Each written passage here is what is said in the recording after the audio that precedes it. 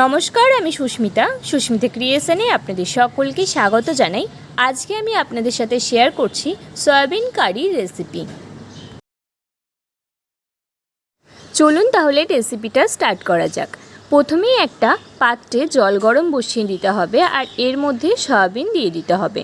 তার মধ্যে আমি একটা তেজপাতা, এক টুকরো এলাচ, দারুচিনি, লবঙ্গ আর দিয়েছি একটু গোলমরিচ। এরপর এটাকে ভালো করে সেদ্ধ করে নিতে হবে। সামান্য পরিমাণে নুন দিয়ে এটা সেদ্ধ করে নেবেন। তারপর একটা কড়াই বসিয়ে দিয়েছি। কড়াইয়ের মধ্যে সামান্য পরিমাণে সর্ষের তেল দিয়ে দিয়েছি। তেলটা গরম হয়ে গেলে এর মধ্যে কুচনো পেঁয়াজ দিয়ে দিচ্ছি। এরপর পেঁয়াজটাকে সামান্য পরিমাণে ভেজে নিতে হবে।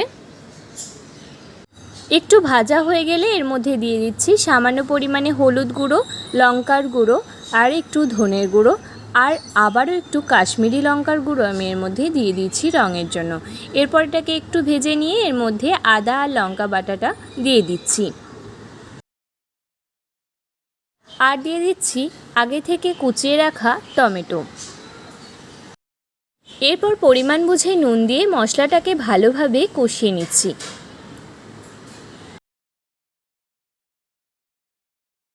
এরপর এর মধ্যে দিয়ে দিচ্ছি সামান্য পরিমাণে ম্যাগি মশলা আর ম্যাগি মশলাটা দিয়ে আবারও মশলাটাকে কিছুক্ষণ কষিয়ে নিচ্ছি। এরপর এর মধ্যে সামান্য পরিমাণে জল দিয়ে মশলাটাকে আবারও ভালো করে কষিয়ে নিতে হবে। মশলাটা বেশ কিছুক্ষণ কষানো হয়ে গেলে এর মধ্যে আগে থেকেই সেদ্ধ করে নেওয়া সয়াবিনগুলো দিয়ে দিচ্ছি। সয়াবিনের সাথে যে গোটা গরম মশলাগুলো দিয়েছিলাম সেগুলোও কিন্তু এর মধ্যে দিয়ে দিতে হবে।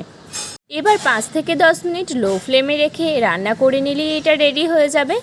এইভাবে একবার বানিয়ে দেখুন সয়াবিনের কারি, আশা করছি ভালো লাগবে। রেসিপিটা ভালো লাগলে একটা লাইক করুন, শেয়ার করুন এবং আমার চ্যানেলটাকে সাবস্ক্রাইব করে আমার পাশে থাকুন। সাবস্ক্রাইবের পাশে বেল আইকন বাটনটা ক্লিক করে রাখুন যাতে আমার ভিডিও আপলোড করার সাথে সাথেই আপনি সবার প্রথম আমার ভিডিও দেখতে পারেন। নমস্কার, ভালো থাকবেন, সুস্থ থাকবেন।